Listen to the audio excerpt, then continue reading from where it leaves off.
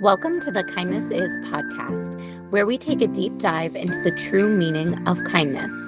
I'm your host, Kaitlin Johnstone, the co-founder of Kind Cotton. Let's dive in.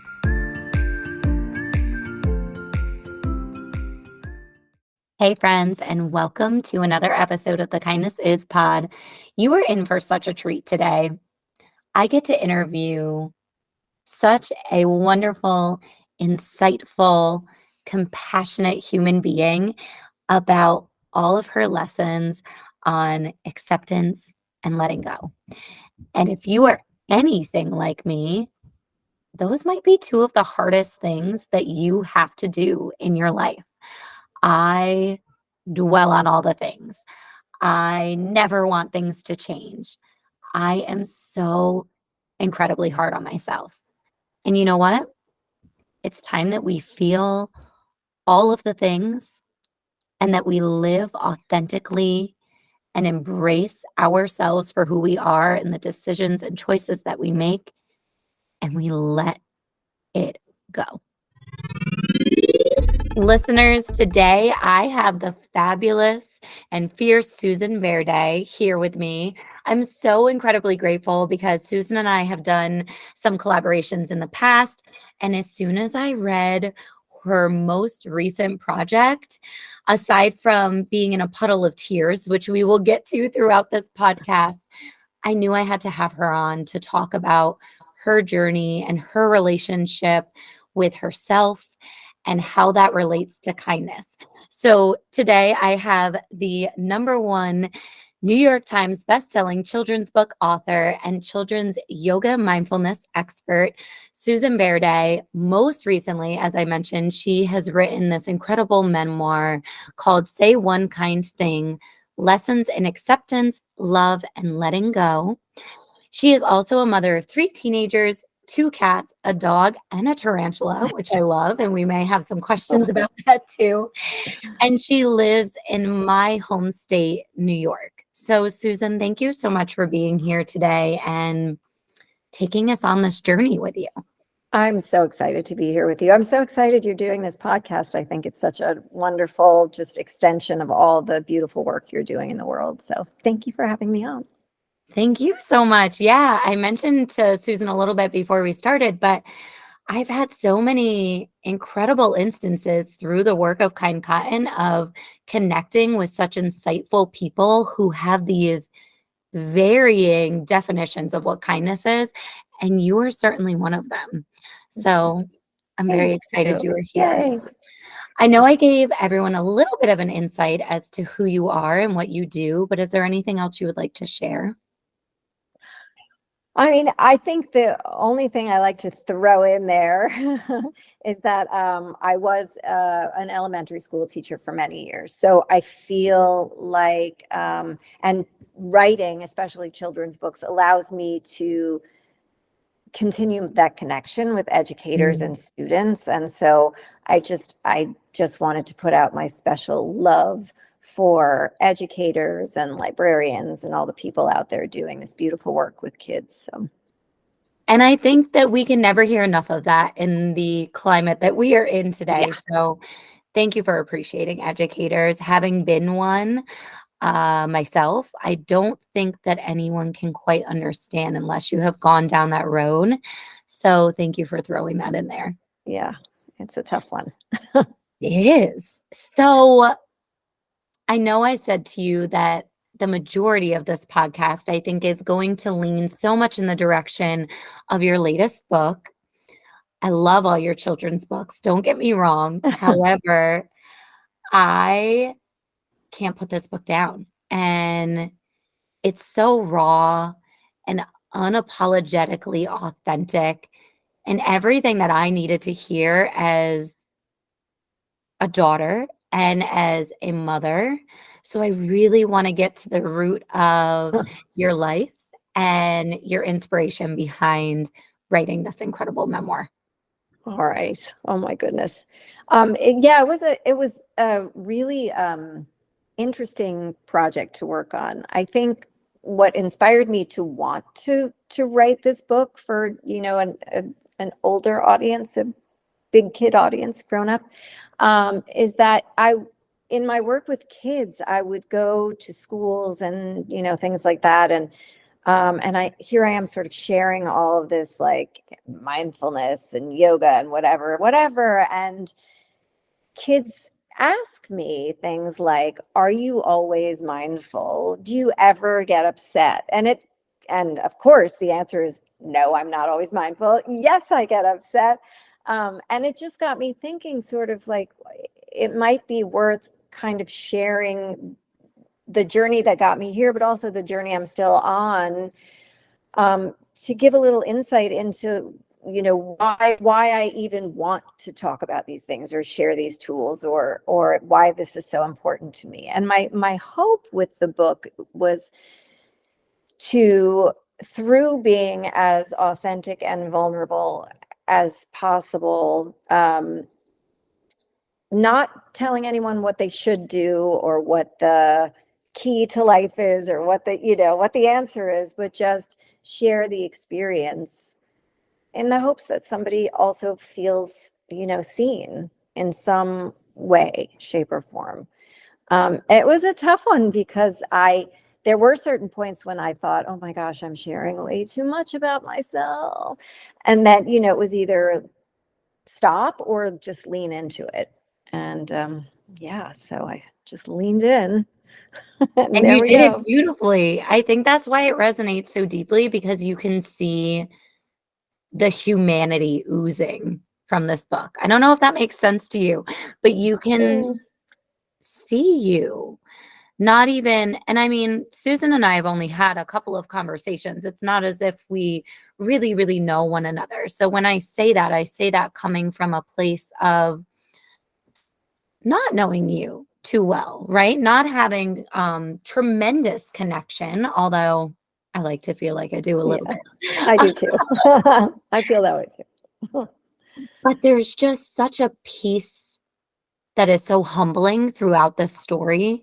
And I think it starts in the beginning. And for those of you who have not picked up this book yet, Susan really sheds light on her childhood and her experience in childhood and then leading herself into motherhood.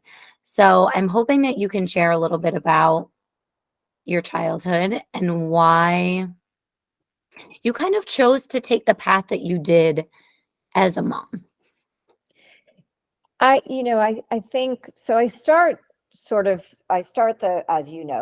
the whole thing with this idea of this inner dictionary, right? This way we learn to talk to ourselves, good, bad, or otherwise. And it for everyone, it starts in childhood, and everyone, trauma looks different for everyone. Everyone's had their experiences. Mine is no more severe than anybody else's, but it's just my experience, and it's how I learned to speak to myself. And I think, when I was growing up, I didn't hear a lot of words of support. From the outside, it looked like everything was great and life was wonderful and all of that, but within the walls of our home, it was, there was a lot of, I heard the word worthless a lot to describe myself. I was challenged to do things and then sort of expected to fail. And, it just became this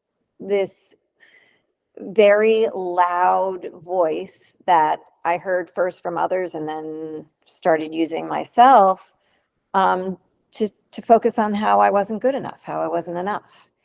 And I think, as I went through my life and found different tools and really was determined to work on this, you feel like at a certain point you've got it figured out, right? And Mhm. then you have kids. And there is nothing like kids to bring up all that childhood stuff that you thought you've like somehow squished away. And it was really a point at which I wanted children so badly, and I wanted to do things differently. But I had to really make a conscious choice to do things differently and to recognize when I slip back into my old ways. Um, and it's difficult, I haven't conquered it. It's still something I'm working on. Um, but and my kids love to say things to me like, "You're not being very mindful, mom." Like, stop yelling at me. But, I think it just stirred up all of that stuff. And then from there, it was kind of like re-navigating my relationship with my parents and getting a better perspective about trying to be a parent and what that means and how difficult that is, and maybe having some compassion for what they were going through as opposed to holding on to any anger or sadness from that. Yeah, I mean, we're all going to make mistakes, right? And it's kind of, I think we're living in a time where we're really working almost in overdrive to not make the same mistakes Mhm. as our parents did and to come to parenthood more vulnerable, more understanding that our children are little tiny humans with big emotions too. And sometimes, correct me if I'm wrong, I think that we almost beat ourselves up more because of Oh that. yeah. Because we are trying so hard. And a reoccurring theme of your book that really resonated with me was this idea of having control over the things that you can have control over. And I think that is something that, for me, that brings me back to my childhood when I felt as though things were completely spiraling out of control. What was it that I could do that was within that realm of control? Very similar, fast forward to when I had my daughter, right to the start of the pandemic, at the start of the pandemic, and everything was out of control, Oh, right? So, what were these few things that I could really grab onto? And this is something that you talk about. I mean, even at one point, you're like, I had to make sure the snacks were even curated in a certain way because it was what I could hold on to. So, how is that something that you're still obviously currently working through? But what are some kind of some wins from that you can take away yeah. and share with people? I mean, that's just such a big part of the whole thing is this, ability to kind of, like we were even talking about right before this, sort of have a structure, have a plan, but then within that, just letting it go. And I mean, when I was younger and things felt out of control, it's very easy, especially I feel like as women, to turn to unhealthy things like your food and your weight and like all those kinds of things that we shouldn't be focusing on like that. But and then, but I think with children, it's always so funny to me. Sometimes I'll have friends who are pregnant or who are thinking about having kids or whatever, and they're like, "Oh, I'm not gonna have kids until I'm ready." And I think to myself, "You're never gonna be, you're never gonna be Mm, ready. no.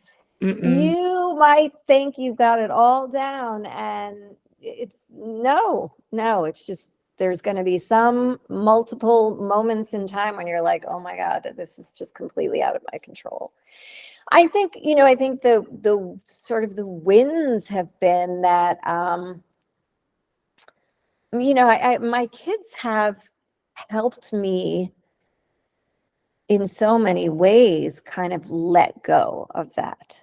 Because again, they come to me with, as like, one issue after another, or one thing after another, or we've planned all of these things and then something goes awry. And it just, you get so much practice with them, sort of rolling with the punches. That, I think it has translated into other areas of my life. Like I've certainly been able to say things to myself now, like, people ask me how are the kids? How's everything? And I'm like, at this moment, everything's great.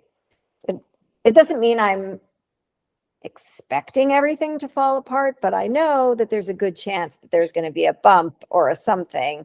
And so I'm going to relish in this moment, but I'm not going to get attached to it because the next one is coming.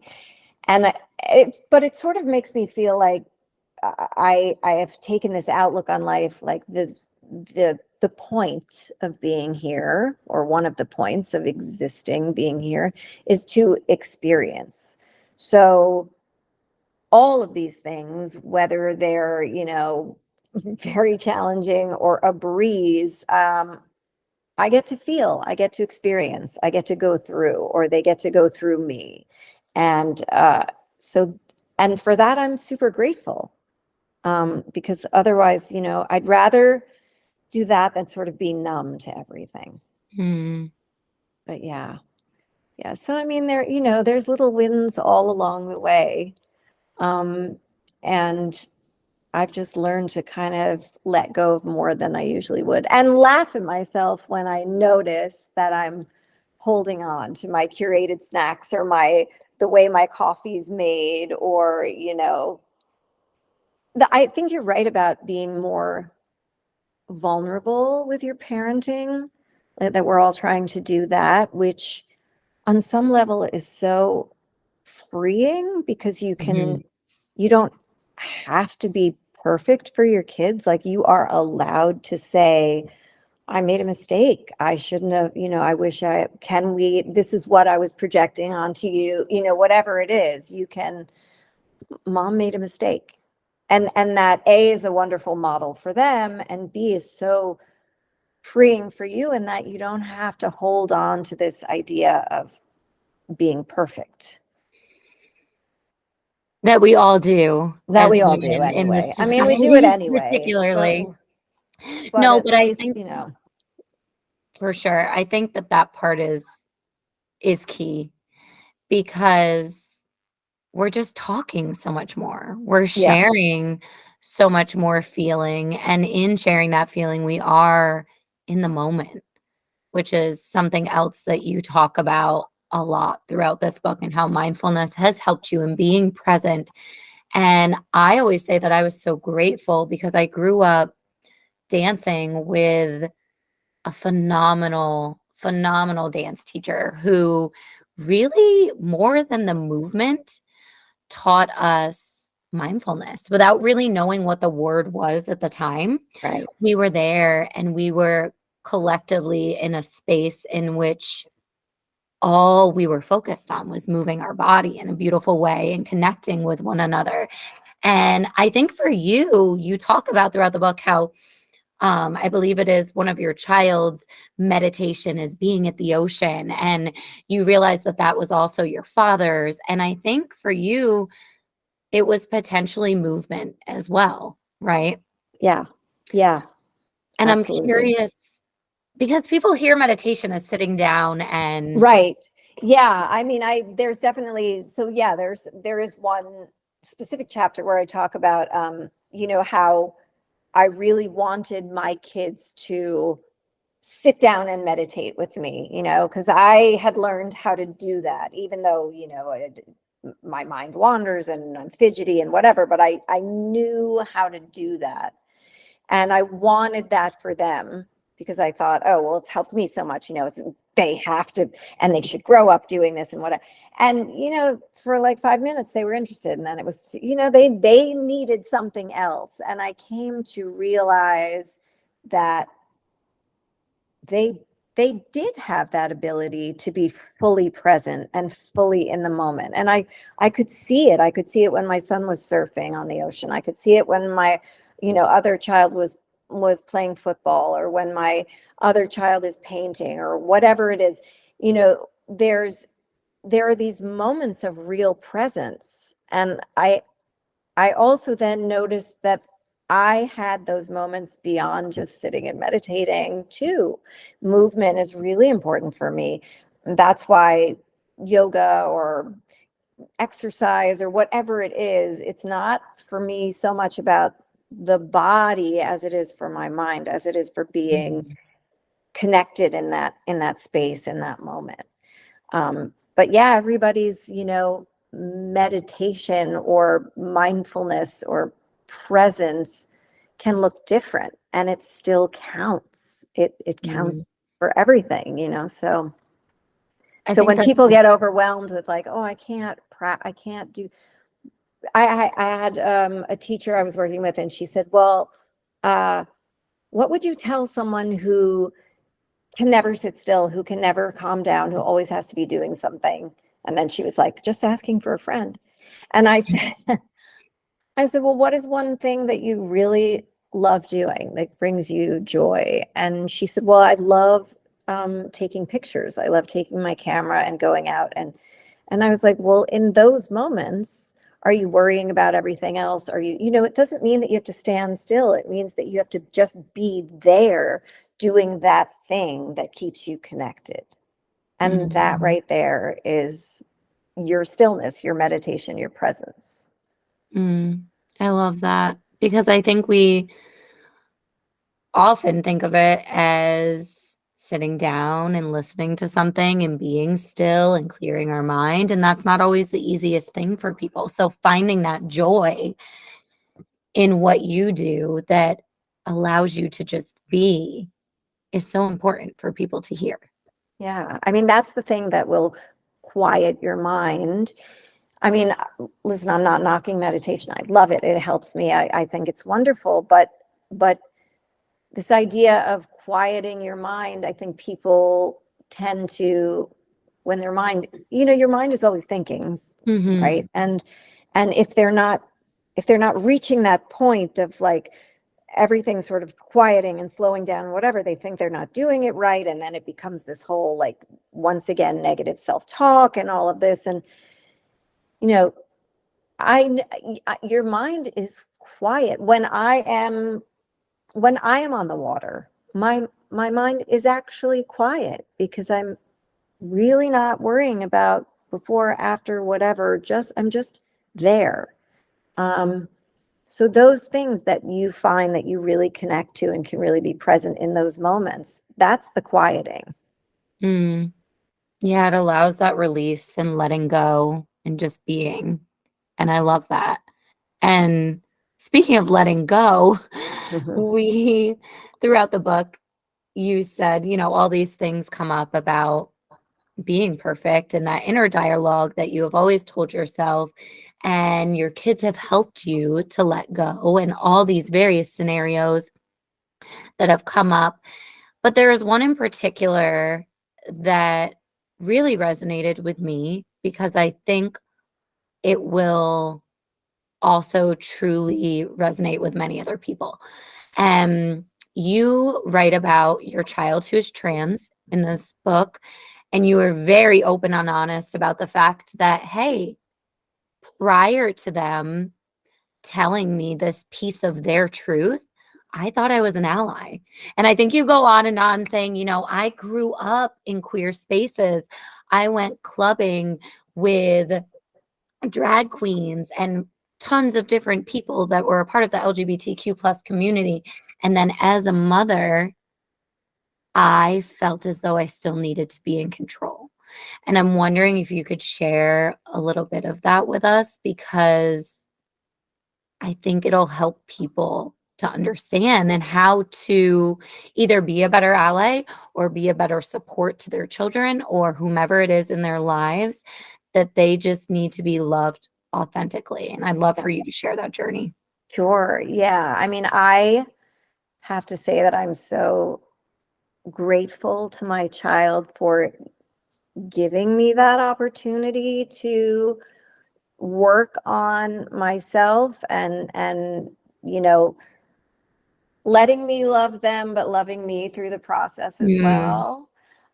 Yeah, I did. I was like, oh, I mean, this is no big deal. Of course I'm an ally. Of course, you know, blah, blah, blah. And I came to realize that there are so many, you know, biases in myself that I didn't even know I had, that I really had to take a look at. And I really had to have that conversation with myself about, kind of letting those things go and not getting stuck in all these sort of, you know, made up rules that we have Mhm. that I mean, it didn't matter how many people in the LGBTQ space I had been friends with or in, you know, in intimate relationships with, or my part of my chosen family, I still had these pieces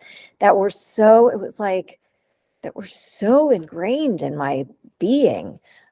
Just things like, you know, I think there's a part in the chapter where they come out of the bathroom with like a little mustache that they've sort of grown, and I my immediate gut feeling was that I just wanted to like wax it off their face, because I, as a cis, you know, female person, uh, that's what I was taught to do. You know, shave your legs, wax your face, do your things. And so I realized that my reaction, my response, my gut feeling was coming from me looking at the world through that lens and not through my child's lens, you know. And so I had to let things like that go, and I had a lot more work to do, and I still do.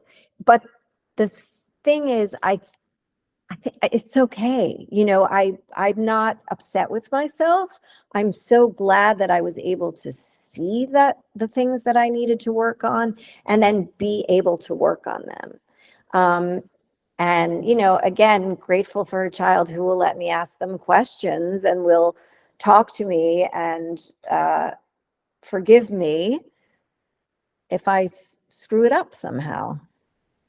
But yeah, it's been a really, I just think that, you know, I knew that, and I know that I just love them so much. And that inner light is is there. It's not going away anywhere. So just to, you know, come from a place of that, from all of that love, from seeing all of the beauty inside of them that makes them who they are, and and then just working on the rest. And you said something that's so important that I believe, this is just my opinion, but I truly believe that if we are particularly in advocacy spaces or even areas in which we are just trying to live our lives in a more kind way, we need to acknowledge that we are going to get things wrong and we need to be open to change. Yeah. We need to let our egos go, and this is the hardest part for so many people, and we need to say, okay, I need to be accepting of this change, and that is something that you have clearly exemplified throughout your life and throughout this memoir, and I think that's a beautiful thing because I think that takes a lot of work. It definitely takes work. And you're right, it's a lot of letting that ego go. And, you know, knowing that even if you're coming from this place of acceptance and allyship and all of that, like the mistakes are still going to happen, Mhm. and you're still going to have work to do. And that's okay. Like that is okay. Being, I think, you know, part of kindness is being open, like you said, being open to change, right? Mhm. That's a kindness to someone else, and that's a kindness to yourself. Mm. So it's work, but it's, you know, what isn't? So true. Right? I never thought of the openness to change part being something that you need to do yourself until you just said that. And it really struck a chord with me because that same exact dance teacher who I was telling you about once wrote on a chalkboard in front of us, no change equals hell. And I was always someone, I mean, even to this day, I'm so sentimental and I hold on to things that are near and dear to me. And like the littlest things to me, I cannot let go. And it just brings me back to practicing what I preach, right? So that openness to allow change in our lives for myself is so important. So Yeah. thank you as a No, side well, you're note. welcome. But it's not, it's not easy. I acknowledge that for sure. I think because we do, it's everything is about change, as we know. And I mean, I think that's part of the problem in the bigger scheme of things is this fear of change and this holding on so tight and not understanding that like regardless of how hard you hold on, the change is still going to happen. And so, instead of coming at it from such a negative space, try to like, we were just talking about like give yourself that kindness of openness to change and then give it to others. Mhm. But we know it's not easy. Yeah. Yeah. Which brings me to another part of your book that I think really struck me too, and I think will a lot of people. It's towards the end of the book when you really discuss being brought back to a space in your childhood when you felt free and you felt as though you were your unapologetic self without judgment and without fear and with an immense amount of love. And you almost feel as though you're brought back to that point in adulthood. And I would love to hear that journey and why now do you feel as though you can find pieces of that? What have you done to get to that place? I think it's so beautiful. It's how I mean, and you talk about just you seeing it in your children and seeing that love exuded through them and just being brought back there. So I want to hear what's your secret recipe, Susan? My secret recipe. Well, I will. It's funny because I do now that my kids are a little older, I do give them glimpses into that part of my life. There's some pieces of it I hold on to and won't share, but I do tell them that that exactly what I put in the book, that I did have this period of time in my life where the choices, because I see their frustrations as, 18, 19, and they like want all this freedom, but they still don't have all this freedom, but they do. And that, all of these things. And I tell them what I want for them is to have some experience in their lives where they feel, I mean, hopefully it's a lot longer than mine was, but where they feel completely, authentically, unapologetically who they are. And they love who they are. And that period of time in my life, I mean, it was in my, early 20s, and the choices were mine. I chose my family. I chose my job. I chose my schedule. I loved the music I loved. I had a living space of my own. It just felt like the the judging voices weren't there because I found the people who didn't have that. And I was able then to feel free and also allow the people I was around to feel free. And so it was just a beautiful time. And I like, even when I talk about it, I can physically feel what it felt like. It just, yeah, I don't know that it was sustainable, but it would be nice to be back there. But I think, what I found as I've gotten older, I kind of embodied all of that. And so it didn't, ever completely disappear because I know what it felt like. And I can, like I said, I can physically feel that freedom even as I speak about it. And so, as my kids have gotten older and I've seen them becoming who they authentically are, loving themselves in a way that I didn't when I was their age. Um, and allowing me to be my kooky, nutty self with them that I wouldn't necessarily be with anyone else. I mean, they remind me of that freedom. They make me feel like um, I'm okay as I am. And I think with that kind of little support system, when I go out into the world, I feel more like myself also. Mm, Um, I think they've just really, having children has really helped me on that journey. yeah.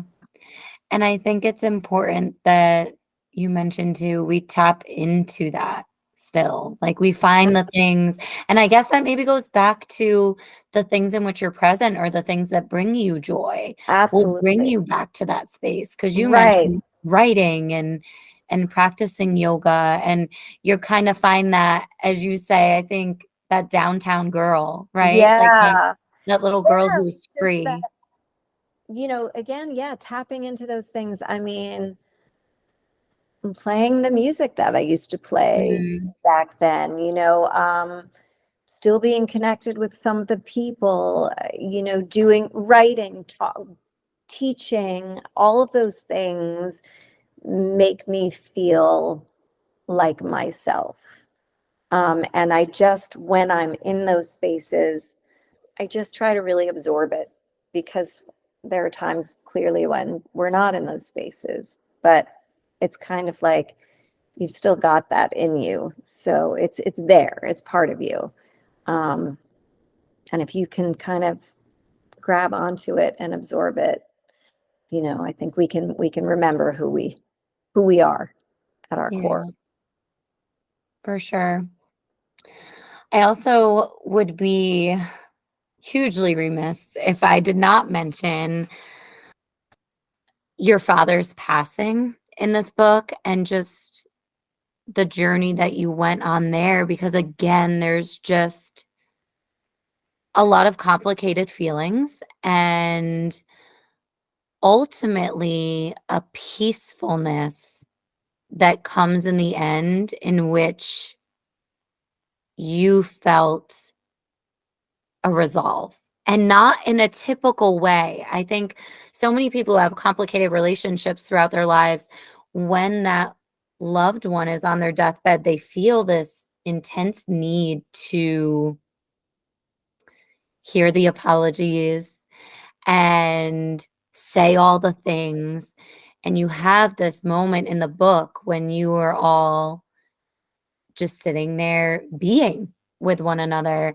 And that was kind of your piece. And I'm curious, it seems as though that's a theme of your life, right? Is being able to accept and let go, and how you were able to do that with your father. I would love to hear a little bit of insight into that too. Yeah, he was a very complicated person in my life. Um, and he was sort of that voice that that he was the beginning of that inner dialogue that wasn't very kind. But um, and the way he and I connected, we found these ways to connect um, in movement mostly, doing. He was always doing. I think he was always battling whatever he was battling by doing. And he brought me along. And when I was doing, we were connected, when we were running together or when we were, whatever it was that we were working on the crossword, whatever it was that we were doing, but we were always sort of in motion, our relationship. And it was tumultuous because of that. It was always in motion, so there were moments of connection, but there were all these moments of sort of anger and loud and yelling and it was just nonstop. And as he got as he became ill and then was unable, like physically unable to move so much, it was a real opportunity just to find the stillness. I no longer, by that point, I didn't need an apology because I had children and I understood the things that I was battling and how hard it was or has been to sort of deal with that and then work on being the best parent you can be. And that was a whole other generation that was had another generation behind it that that didn't do things the same way. And I started to have more empathy and more understanding. And you know, I didn't I didn't need an apology because I was feeling good about me. I had gotten to a place where I was okay with me. But it's so sad to think that the stillness came at the end of his life and that we didn't have more time to be still like Mhm. that. But I'm so glad it came because just in the sitting, in the being, in the coexisting, that was the love that I was looking for. That we didn't have to be moving, that he wasn't judging me on how much I was accomplishing or how much I was doing or, what my workout was that day, whatever. It was like he just wanted me to be present with him. Mm. And I just needed him to be present with me. And, therein was the acceptance and the love. And so I felt like we figured it out in Mm. those moments. We didn't need to hash things out, or I just felt like the being was enough. Isn't that the answer to everything? I think so. Just the coexisting and the Right? being. It's enough, really. Mhm. But I would say for the majority of people nowadays, it rarely takes place. Hmm. You find those little beautiful moments of it that you have to really carve out intentionally due to the way we live our lives now. Yeah, I agree. It's much harder to find those moments to just be Mhm. and to coexist and also to just exist with yourself. Mhm. Yeah, agreed. I just had to take a deep a deep breath because I want you to share with everyone at the end, obviously, where to find this book and how to support you. But it was something that I needed. So I wanted to share that with you. I know I shared it with you prior, but I wanted everyone else to hear that. This book is something that I felt deeply connected to. So I thank you for that. Thank you so much. Mhm. You. It's, you put it all out there and then you just that was another thing I had to let go of, is sort of like, okay, people like it, hate it, think I'm crazy. And I think I was more, sort of like attached momentarily to what people who really knew me were going to think when they read it, Mhm. because, you know, maybe some people thought I had it all together and now they're going to realize I really don't. And what is that going to do to our like, but again, it was another thing I just had to let go of. And so even in the process of writing the book, it was just like letting go of all of that, Mhm. of all of that. And you just do the work and what happens, happens. Mhm. And it's beautiful. And I think that is a good transition into what kindness is to you. I mean, I think we've really touched upon it throughout this entire podcast, but if you had to sum it all up and say, this is my life takeaway, and this is what I believe in kindness for myself and for others is, what would it be? So, I there's so many ways to show kindness, and I think we did touch on a really big one, which is about being open to change for yourself Mhm. and others. But you know, I think kindness is presence. It's presence for yourself, it's presence for others. It's like really just being there, because that's what allows for the connection. That's what allows for people to feel at ease being authentic. That's how you learn about yourself and all the wonderful things about yourself. So I really think kindness is presence. Mm, Yeah. I agree. I think that's beautiful.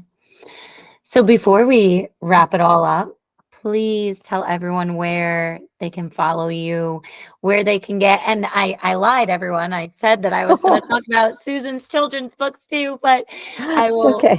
forever share and support those as well. But where can people find your children's books, this memoir, any other projects that you may have going on? How can we support you? You're so wonderful, all of you. So you can, well, the books are, sold if you can go to your independent bookstore. That's always the best. And they're also online. And you can find out about all the books and the projects and school visits or workshops, which I love doing and appreciate so much, all on my website, which is just susanverde.com, and also on Instagram at Susan Verde.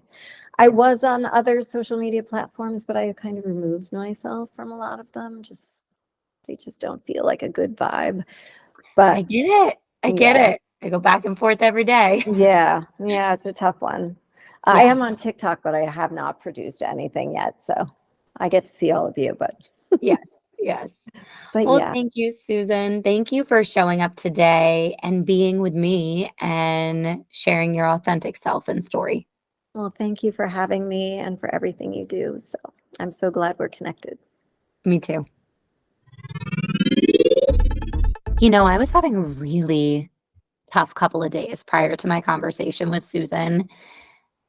And at the end, I don't know that she even knows, but the beauty in our connection throughout this episode brought me to a safer space, a space in which I felt as though we can look to a brighter future. We can lean on the connectedness that we have with other humans. We can understand that all things are temporary and that coexisting with others and seeing the humanity of others is going to bring us out on the other side stronger and hopefully in a better world. So I hope that you took that away from this chat too and pick up her book. It really was pretty life-changing for me. Thank you all so much for listening to this episode of the Kindness Is podcast. If you love it and it's adding even a little bit of value to your life, we would love if you could subscribe, rate, and review so we can reach even more people and make this world a little bit more kind.